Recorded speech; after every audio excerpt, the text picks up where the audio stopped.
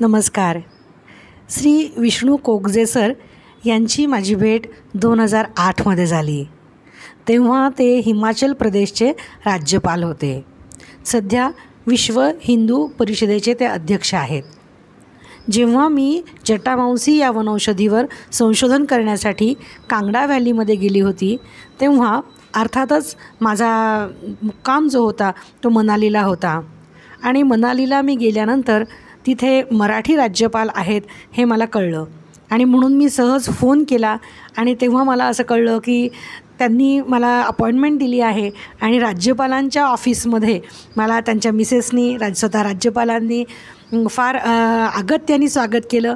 आपल्या मराठी विभागातून मुलगी आलेली आहे, महाराष्ट्रातून मुलगी आली आहे आणि संशोधन करते आहे हे म्हणल्यानंतर त्यांनी तर मला खूप सहकार्य केलं.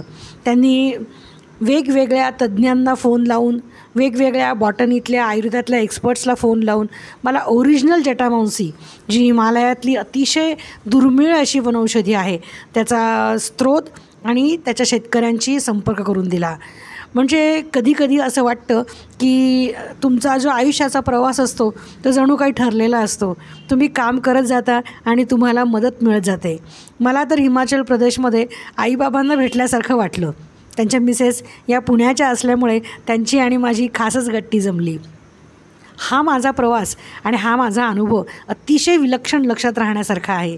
त्यांची दोघांची नाडी परीक्षा केल्यानंतर मी दोघांना आयुर्वेदिक औषधं पण लिहून दिली. त्यांनी मला हिमाचल प्रदेशची खास कॉफी प्यायला दिली.